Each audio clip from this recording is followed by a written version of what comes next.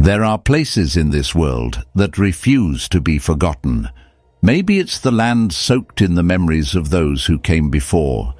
Maybe it's the walls, standing witness to moments of tragedy, loss, or something much darker.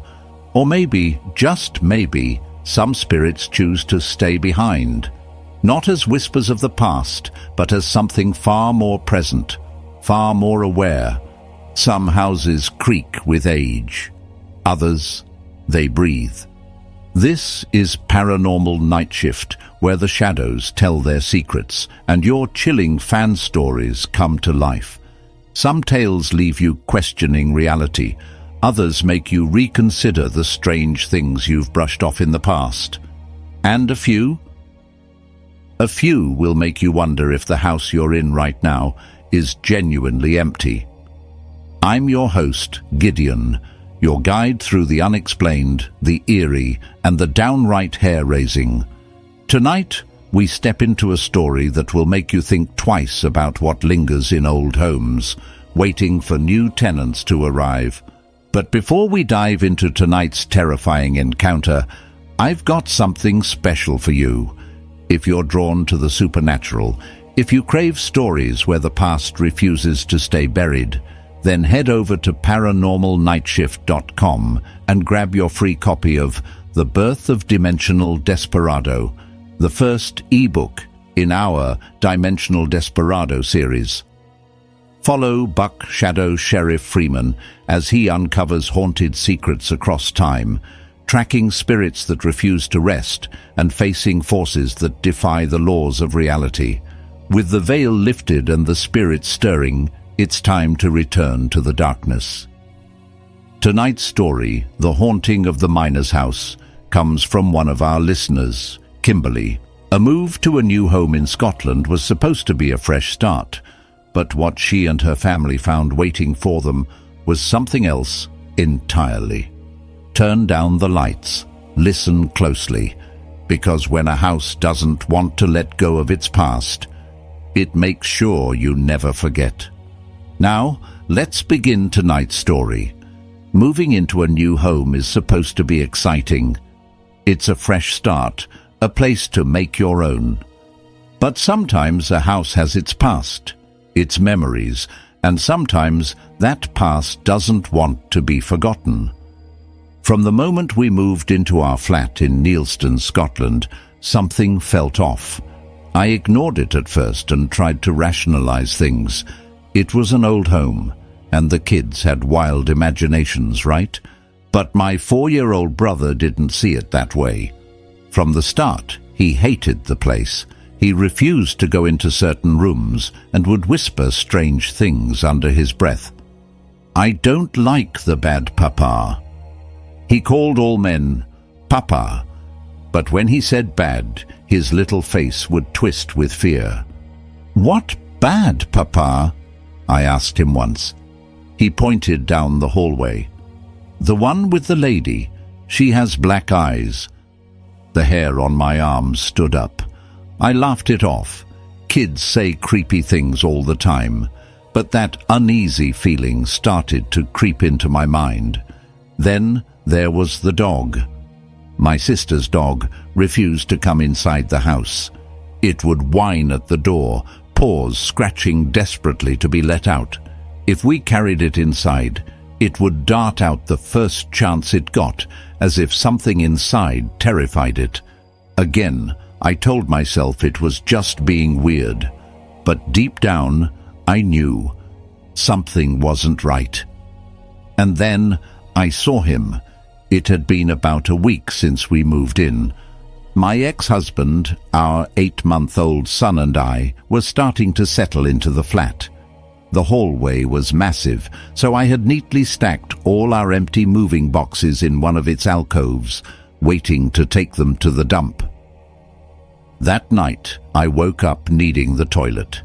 Still half asleep, I got out of bed, opened our bedroom door, and there he was, a man, standing in the hallway, not moving, not speaking, just watching. I slammed the door shut instantly, my heart slamming into my ribs as I screamed, "There's someone in the house!" My ex shot up from bed, half panicked, half annoyed, and bolted into the hallway. I grabbed my son and held him close, terrified as I heard my ex storm through every room, checking the locks and searching every corner. But he found nothing. The doors were locked, the windows were locked, and worst of all, there was nowhere for anyone to go. I knew what I had seen. There was no mistaking it. I made my ex come with me to the toilet. I wasn't taking any chances. When we returned to bed, he rolled over and started snoring immediately, completely unbothered. Then there was a boom. A massive crash, like a bomb, had gone off inside the house. My ex jumped out of bed again and ran into the hallway. The boxes I had stacked neatly in the alcove. They were everywhere. Some in the hallway, some in the kitchen, some in the living room. It looked like they had been thrown across the flat. We grabbed the baby and left for my mum's house that night. For the next week, things were quieter. I was still on edge, but I told myself we were just overreacting. Maybe my ex's ridiculous idea that the boxes were knocked over by the wind was true. Then, one night as I lay in bed, I heard something on the baby monitor. At first, it was static, a faint, whispery noise crackling through the speaker. I listened harder, trying to make sense of it. Then, a voice, low, scratchy. It wasn't words at first. It was more like a deep murmur, like someone trying to talk through the static. I shook my ex awake, heart pounding. He grumbled, telling me I was imagining things, rolling over to go back to sleep. Then it came through. It's clear as day. Tickle, tickle. And then my son screamed, a blood-curdling, soul-piercing scream that froze my blood. My ex launched out of bed, nearly trampling me as he sprinted into our son's room. I wasn't far behind. When I reached his crib, my stomach dropped. 3 deep red scratches ran across his tiny belly. We didn't just leave that night. We ran. The next day we started asking questions. A few locals told us the flats had been miners' houses and that activity there was daily.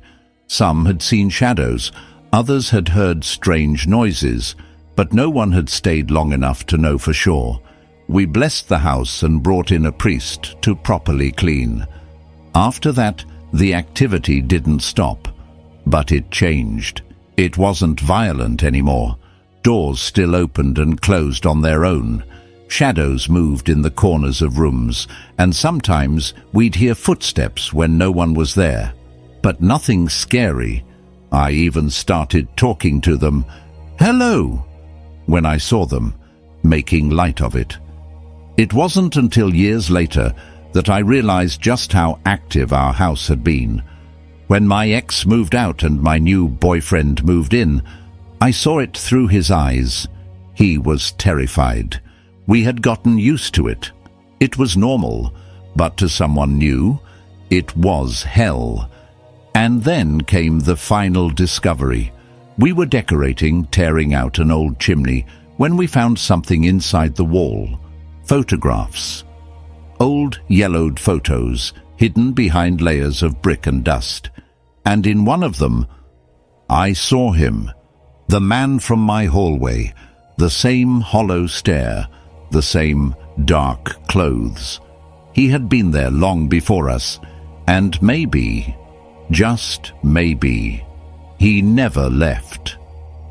That wraps up another chilling journey into the unknown.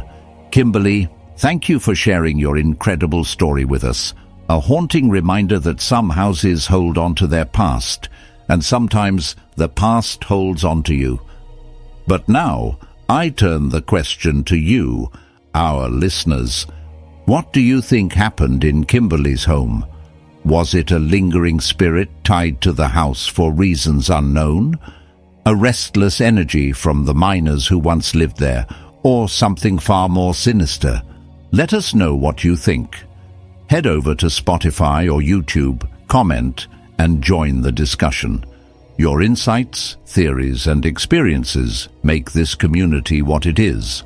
And who knows, maybe you've encountered something eerily similar yourself. If tonight's tale gave you chills, why not keep the adventure going? Join us on Patreon, where you'll get ad-free episodes and early access to all future Dimensional Desperado adventures. Patreon members unlock bonus stories and other eerie extras you won't find anywhere else. So, don't miss out. Not ready for Patreon? No worries. You can still support the show by subscribing to Spotify and YouTube. It's a simple click, but a massive help in keeping these paranormal stories alive. And remember, your next supernatural journey is just a page away. Visit paranormalnightshift.com to grab your free copy of The Birth of Dimensional Desperado. If you love ghostly mysteries, time-traveling adventures, and fearless paranormal investigations, this is one story you won't want to miss. But before we go, one last thing. Do you have a story? Have you ever felt a presence that shouldn't be there? Have you seen shadows move when no one else was around? Have you heard whispers in an empty house? If so, we want to hear it. Head to paranormalnightshift.com and submit your actual paranormal experience, because who knows, your story might just be the next one we bring to life. Until next time, stay curious, brave, and remember, sometimes the past refuses to stay buried. This is Gideon signing off. Until the next night shift begins.